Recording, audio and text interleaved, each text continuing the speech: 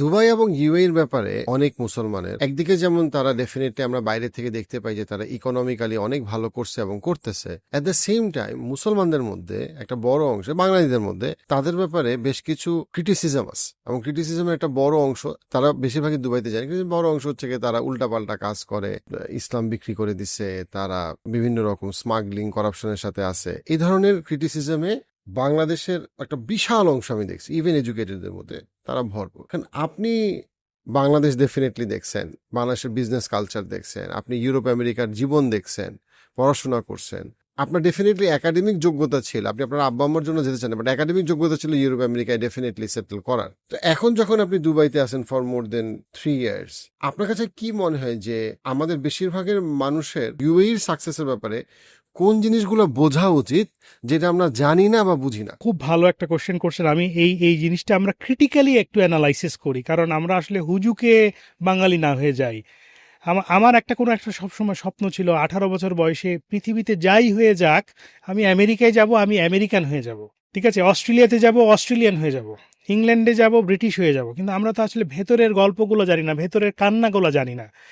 প্রথম কথা হচ্ছে যে দেখেন, আমি কিন্তু খুব ভেত বাঙালি, তো যেমন আমার বাসায় প্রতিদিন বেগুন ভর্তা হয়, টমেটো ভর্তা হয়, বরবটি ভর্তা হয়। আমার ওয়াইফ খুব বিরক্ত আমার উপরে। তো আমাকে বলো যে তুমি দুটো জিনিস জীবনে ছাড়তে পারলা না, একটা হচ্ছে ভর্তা খাওয়া আর একটা হচ্ছে যে লুঙ্গি পরা। মানুষ কি নিজেকে বদলাইতে পারে? পারে, হয়তো ইংরেজিতে আপনি ভালো কথা বলছেন, এই যে স্যুটটাই পরে বসে আছি, কিন্তু বাসায় কিন্তু আমি লুঙ্গি পরি। আমরা দিন শেষে আমরা কিন্তু একটা, আমাদের বিশ্বাস করতে হবে যে আমরা মধ্যবিত্ত পরিবার থেকে বেড়ে ওঠা একটা ফ্যামিলি। আব্বা আম্মাকে দেখেছি, আমার এখনো খেয়াল আছে, আমার আব্বা জুতা দিয়ে আমাকে পিটাইতো আর আমার আম্মা আমাকে ডাল ঘুটনি দিয়ে পিটাইতো কোনো কিছু হলেই। এবং সন্ধ্যা 6টার পর যদি বাসায় না যেতাম, ওই পড়তে বসতে হবে হাত মুখ ধুয়ে। আমরা কিন্তু অস্বীকার করতে পারবো না। তো ওইটা কিন্তু আমাদের মাইন্ডের ভিতরে আছে। আমরা দিন শেষে মুসলমান, আমরা যদি প্র্যাকটিসিং মুসলিম নাও হই, দিন শেষে মুসলমান। তো ইউএই কে একটা, আমাদের যে কন্টেম্পোরারি নতুন জেনারেশন আছে যারা হাইলি এডুকেটেড, ট্যালেন্টেড, যাদের গ্লোবাল এডুকেশন আছে, তারা কেন কনসিডার করবে? আমরা একটু লজিক্যালি চিন্তা করি। আপনার যে কোয়েশ্চেনটা আছে আমি আসতেছি।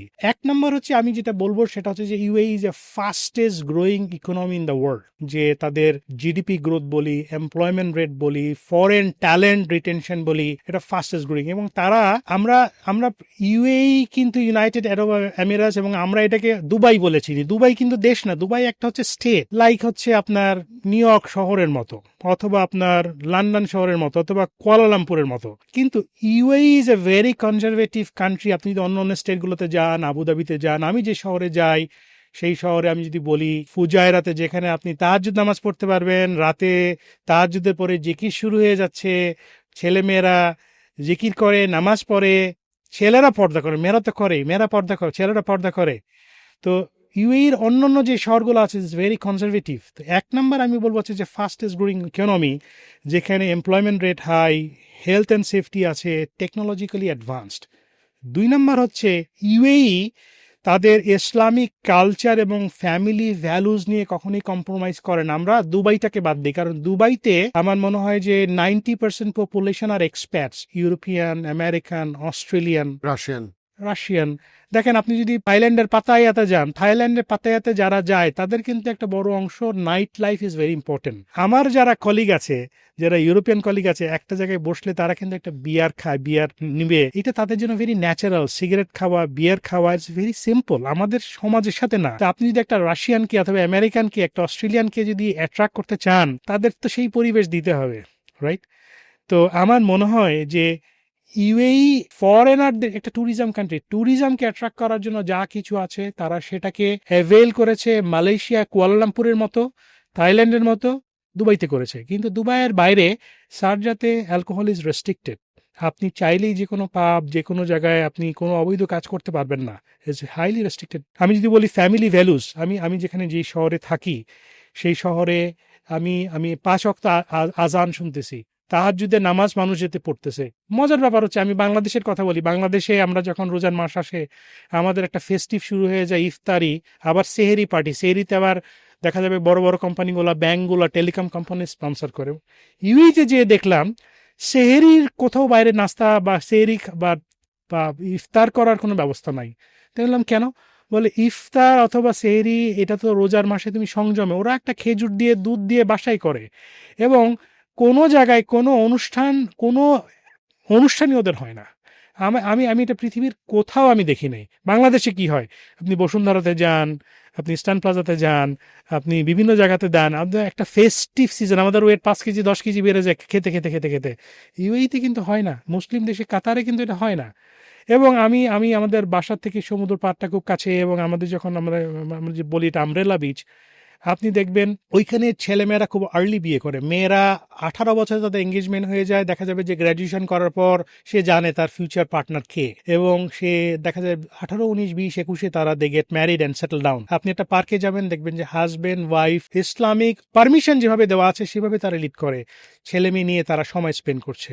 তারা একটা প্র্যাকটিসিং মুসলিম হিসেবে যা যা করা দরকার ঠিক সেভাবে করে। আমি যেহেতু ইউনিভার্সিটিতে পড়াই, আমার যারা স্টুডেন্ট 18 থেকে 22 বছর, আমি তো বাংলাদেশে ইন্ডিপেন্ডেন্ট ইউনিভার্সিটি পড়িয়েছি, নর্থ সাউথে পড়েছি, ইউল্যাবে পড়িয়েছি। আমি বলবো যে কোনো মেয়েকে আমি দেখিনি তারা নেল পলিশ দেয়। তো আমি রিজনটা জানতে চাইলাম, কারণটা কি?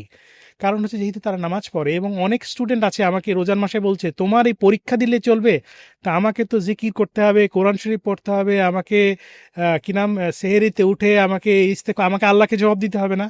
তো এই ভ্যালুসগুলো মানে UAE they retain their culture, their heritage, Islamic values. আমার কাছে, আমাকে যদি মনে হয় বলে যদি আপনার সবচেয়ে কোন জিনিসটা ভালো লাগে, তাই আমি বলবো যে তাদের ভ্যালুস অ্যান্ড তাদের কালচার। পরবর্তী আরেকটা জিনিস আমার কাছে খুব অ্যাট্রাক্ট করে, সেটা হচ্ছে যে হালাল ফুড। আমার মনে হয় পৃথিবীর 2টা দেশ আমার কাছে খুব ভালো লাগছে, একটা হচ্ছে মালয়েশিয়া আর একটা হচ্ছে ইউএইতে। আপনি কেএফসিতে যান, ম্যাকডোনাল্ডসে যান, যে কোনো জায়গায় যেয়ে আপনি হালাল ফুডটা পাচ্ছেন, কিন্তু আপনি কি আমেরিকা অস্ট্রেলিয়াতে পাবেন? তো আমরা কিন্তু একটা হালাল ফুডের ব্যাপারে নামাজ না পড়লেও অসুবিধা নাই, ঘুষ খাইলেও অসুবিধা নাই, কিন্তু হালাল ফুডের ব্যাপারে একটু বেশি চুজি। তো সেই জিনিসটা আপনি পাবেন। আরেকটা বড় ব্যাপার সেটা হচ্ছে যে this is the safest country in the world. আপনি কি আপনার মেয়েকে, আমার মেয়ের বয়স আলহামদুলিল্লাহ 12 বছর বয়স, আমি জীবনে বাংলাদেশে কল্পনাও করি নাই যে সে বাসে করে স্কুলে যাবে। বা আমার ওয়াইফ যদি রাত 12টার সময় ইউএইর যে কোনো একটা প্রান্তে থাকে, একা একা আসবে, আপনার বোন, আপনার মা, আপনার স্ত্রী, আপনি কি দিতে পারবেন বাংলাদেশে মিরপুরে অথবা মতিঝিলে? কিন্তু ইউএইতে আপনি অ্যাসিওর করতে পারেন ইউ আর সেফ। কোনো আমিরাতি তো তাকে চোখ চোখ তুলে তাকাবে না, বা কোনো বাংলাদেশি বা কোনো বিদেশি যদি তাকাতে পারে, কিন্তু সে যদি এটা পুলিশে রিপোর্ট করে, তার আর ইউএইতে থাকা সম্ভব হবে না।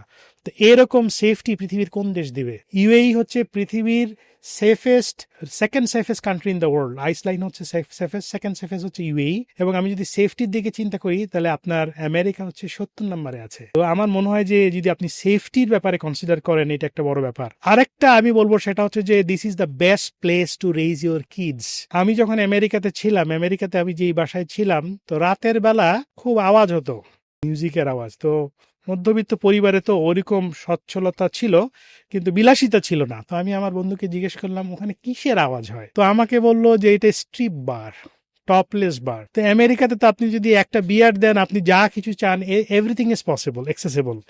তো আপনাকে মানে জিনিসটা হচ্ছে কি, যদি আপনি নিজেকে সংযত রাখতে চান, এটা এডুকেশন দেওয়া হয় না, এটা হচ্ছে ফ্যামিলি ভ্যালুজ অ্যান্ড বন্ডেজ। আমার কাছে মনে হয় একটা শিশুকে যদি ভ্যালুস শিখাতে চান, এথিক্স শিখাতে চান, তাহলে ছোটবেলা থেকে শিখাতে হবে।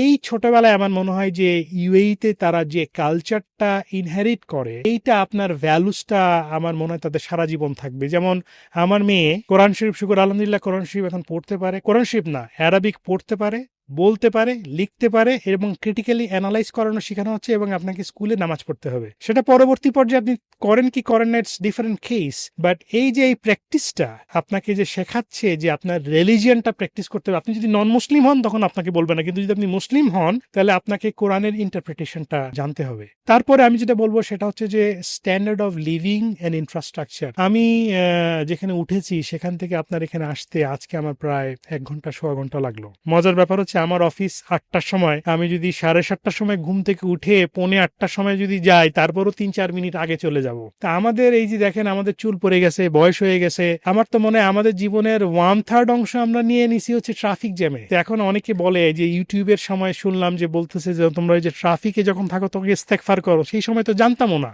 ইস্তেগফার করলেও দেখা যেত যে পরকালের জন্য কিছু অ্যাসেট আমরা পাঠাই দিতে পারতাম। তা আমরা কি করছি, ইউটিউবিং করছি, চ্যাট করছি, পরকিয়া করছি, ফোনে মোবাইলে বসে বসে আপনার গাড়িতে বসে বসে।